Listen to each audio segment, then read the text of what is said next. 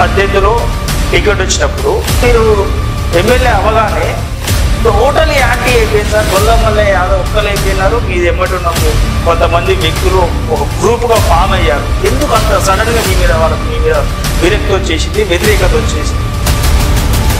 ఊసరవెల్లి రాజకీయాలకి మారుపేరు కేంద్రంగా కొంతమందిని కోదాడు నియోజకవర్గంలో ఉంటున్నారు. మీద ఖండంలో ఒకటి ఉంటుంది, లోపల ఎన్నికలు వచ్చినప్పుడు వేరే పార్టీకి పనిచేస్తారు. ఎవరికి టికెట్ ఇచ్చినా కూడా బీఆర్ఎస్ లో సపోర్ట్ చేస్తా, కానీ గొల్లమల్ల యాదవ్ గారికి మాత్రం టికెట్ ఇవ్వద్దు, ఇస్తే మాత్రం బర్రాబర్ ఓడగొట్టి కూర్చోబెట్టామని చెప్పి కేసీఆర్ గారి దగ్గర కూడా వెళ్ళి మీ మీద కంప్లైంట్ ఇవ్వడం జరిగింది. ఆయన ఆటలు రాదు, శవ రాజకీయాలు చేసాడు. చచ్చిపోయిన శవాన్ని పెట్టుకొని ఊరేగించి శవం మీద మామూలుగా పేరాలు వేసుకున్నట్టు శవ రాజకీయాలతో పబ్బం గడుపుతున్నారు. కోదాడ మున్సిపల్ చైర్పర్సన్ పదవి సామినేని ప్రమీల అనే ఆమెకి ఇస్తా అని చెప్పి హామీ ఇచ్చి తర్వాత గెలిచిన తర్వాత నాకు రేంజ్ రోవర్ కారు కొనిస్తేనే నీకు చైర్పర్సన్ పదవి ఇస్తా, లేకపోతే ఇవ్వను అంటే రేంజ్ రోవర్ కారు కొనిచ్చిన వాళ్ళకి గొల్లమల్ల యాదవ్ కోదాడకు మున్సిపల్ చైర్పర్సన్ పదవి ఇచ్చారు. రేంజ్ రోవర్ తాతను కూడా నేను ఆల్రెడీ ఎక్కువ వదిలిపెట్టినా. నేను కొనాలనుకుంటే పొద్దుపూట అనుకుంటే సాయంత్రం కార్లో ఆయన కొనుక్కోను చెప్తే నాకు చేతగానోళ్ళు, అసమర్థులు, పనికిరానోళ్ళు ఇక మామూలుగా బయటికి పోయినాక ఏదేదో మాట్లాడుకుంటే అందరికి నేను సమాధానం చెప్పలేను కదా. నేను మాటిచ్చి తప్పినా అంటే వాళ్ళని ఇష్టంగా ఏ గుడి కాడంటే ఆ గుడి కాడ కొట్టి రాజకీయ సన్యాసం తీసుకుంటాం.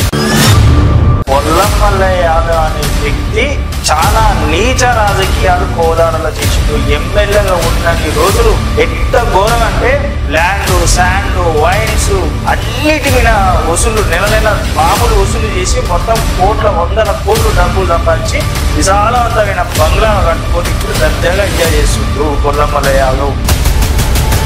నేను ఒకరిని 10 రూపాయలు అడిగినాను, ఇవాళైతే అధికారంలో లేను కదా, ఒక్కళ్ళతో అనిపిస్తే నేను దేనికంటే దానికి సిద్ధం. మల్ల యాదవ్ చెయ్యి ఇట్లనే ఉంటుంది తప్ప ఇట్లా ఎప్పుడు ఆ పరిస్థితి రాలే. నోరు తెరిస్తే అక్రమ కేసులు, నోరు తెరిస్తే ఎస్సీ అట్రాసిటీ కేసులు. అసలు గొల్లమల్ల యాదవ్ మామూలు రాజకీయానికి పనికిరాడు, మామూలు చాలా నీతులు అయ్యే చాలా ఘోరం అని చెప్పేసాను.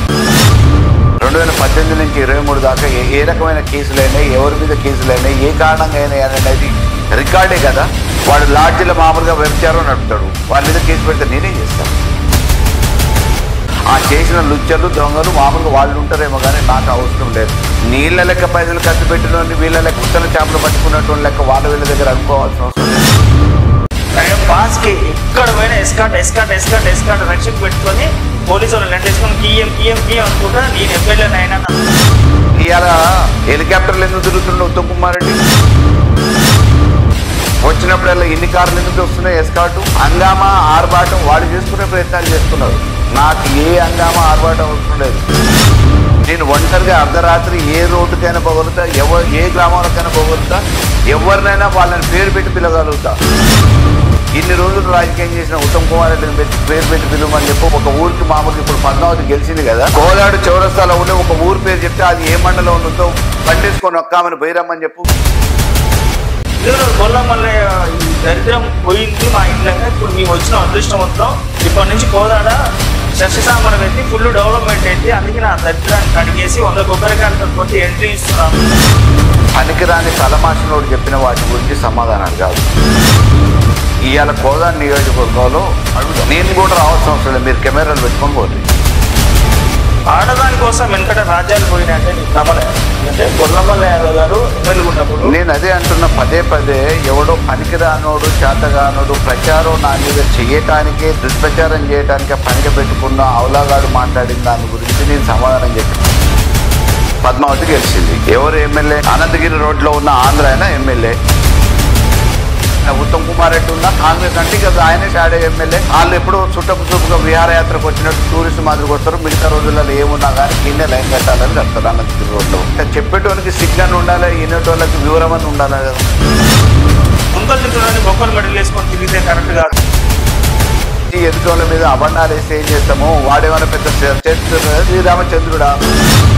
గొల్లమల్ల ఇది కోదాడ కాన్స్టిట్యున్సీనే కాదు, మొత్తం హైదరాబాద్లో ఉండి ఫుల్గా డబ్బు సంపాదించి ఇప్పట్లో అటు ఇటు రియల్ ఎస్టేట్ చేసి కోదాడ వచ్చి డబ్బులు పెట్టి నాయకులు కొన్ని సాంప్రదాయం గొల్లమల్ల కానీ స్టార్ట్ అయింది.